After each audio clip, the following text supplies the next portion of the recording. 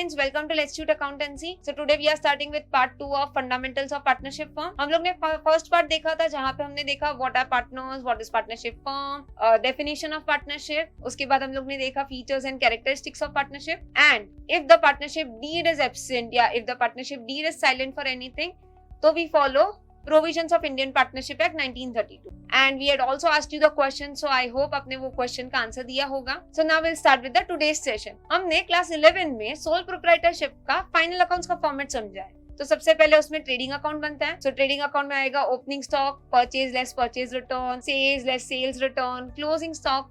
अगर कोई direct expenses है लाइक मैन्युफैक्चरिंग एक्सपेंस या वेजेस है तो वो सारे भाई ट्रेडिंग अकाउंट में पोस्ट हो जाएगा.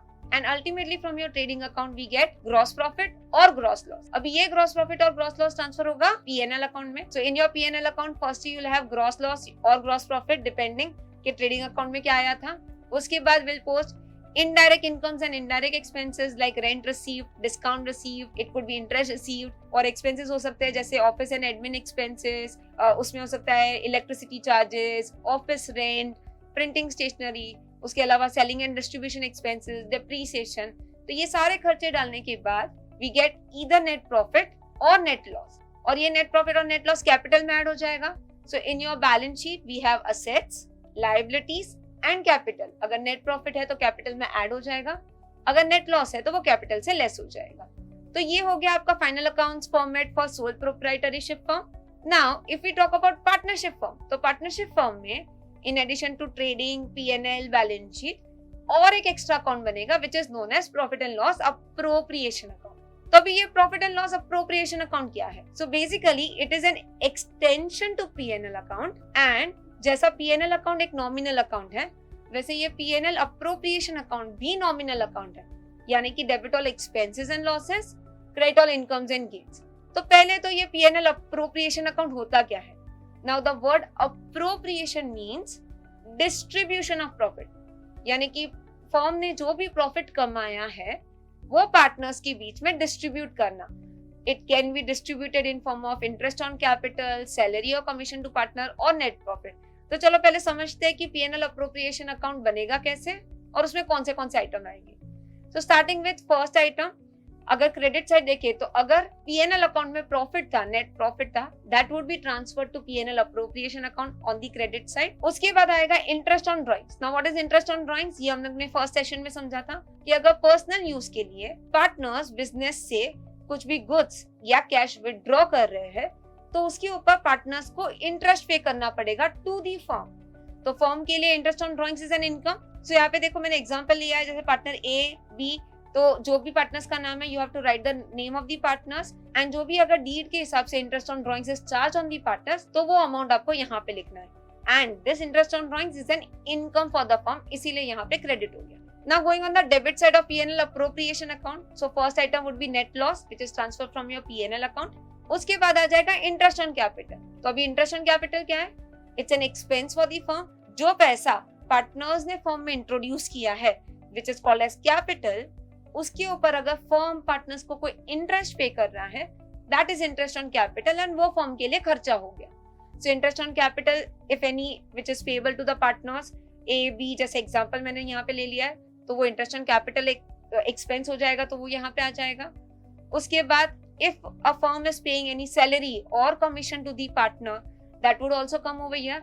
अभी यहाँ पे जरूरी नहीं है कि सैलरी और कमीशन सारे पार्टनर्स को दिया जाए.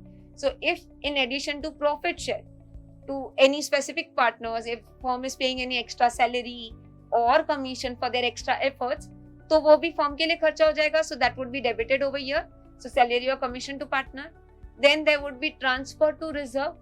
So समझो कि firm अपने profits का कुछ हिस्सा साइड पे रख रहा है for some future purposes, for some future contingency. मतलब एक समझो एक प्रॉफिट में से एक हिस्सा साइड पे रख दिया. So that is transfer to reserve. तो that would also come over here. And फिर जो भी आपका बैलेंस बचेगा it could be either net profit or net loss which would be distributed between the partners. तो इसको बोला जाएगा distributable profit or loss which is shared among the partner in their profit sharing ratio. तो अभी ये profit sharing ratio जो partners के बीच में म्यूचुअली डिसाइडेड है या फिर अगर डीड है तो डीड में मेंशन होगा. And if it is not specified तो as per Indian partnership act it would be shared equally. So ऐसे आपका प्रॉफिट और लॉस डिस्ट्रीब्यूट हो जाएगा. So ये है आपका पूरा P&L appropriation account. Friends, it is very important because you can get sums based on this P&L appropriation account. So quickly एक बार देख लेते हैं. तो सबसे पहले ट्रेडिंग अकाउंट से ग्रॉस प्रॉफिट और ग्रॉस लॉस P&L में जाता है, और प्रॉफिट एंड लॉस अकाउंट से जो भी नेट प्रॉफिट या नेट लॉस है वो P&L appropriation अकाउंट में आएगा. So in P&L appropriation account, first item would be either net profit or net loss. फिर आएगा on the credit side interest on drawings, on the debit side interest on capital, salary or commission to partner because these are the expenses for the firm. फिर अगर कोई transfer to reserves है, अगर दिया है तो वो करना है, और जो बैलेंस नेट प्रॉफिट या नेट लॉस बचेगा that you will distribute between the partners in their profit sharing ratio. If not given तो इक्वली डिस्ट्रीब्यूट करना. तो ये हो गया आपका P&L अप्रोप्रिएशन अकाउंट. अभी यहाँ पे एक बहुत इंपॉर्टेंट पॉइंट है जो आपको ध्यान रखना है, that profit is appropriated up to the amount available for distribution, that is divisible profit. If there is a net loss and after crediting interest on drawings the balance is still a loss, then no appropriation is made and loss is distributed amongst the partner. अभी इसका मतलब क्या है? समझो from your profit and loss account there is a net loss of 50,000 which is transferred to P&L appropriation account, and as per deed the interest on drawings is provided to the partners. तो समझो total interest on drawings of all the partners इससे 15,000 है. तो अभी यहाँ पे 50,000 net loss है, उसके सामने 15,000 interest on drawings which is an income for the firm, तो वो रिसीवेबल हो जाएगा. तो 50,000 माइनस 15,000 का इनकम, तो फिर भी यहाँ पे नेट लॉस बच रहा है 35,000.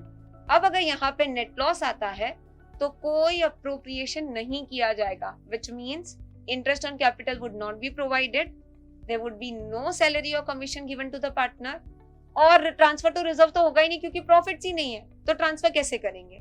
तो ये जो 35,000 का नेट लॉस बचा वो सारे पार्टनर्स के बीच में आप in their profit sharing ratio distribute कर दोगे. यानी कि यहाँ पे एक इंपॉर्टेंट पॉइंट ये आता है कि प्रॉफिट इज अप्रोप्रिएटेड. प्रॉफिट सिर्फ उतना ही डिस्ट्रीब्यूट किया जाएगा जितना आपके पास डिविजिबल प्रॉफिट है.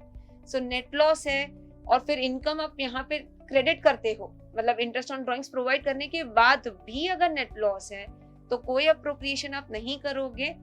जो भी आपका डिविजिबल लॉस आ गया, जो भी आपका बैलेंस बच गया, वो आप शेयर कर दोगे बिटवीन द पार्टनर्स. तो ये पॉइंट ध्यान रखना.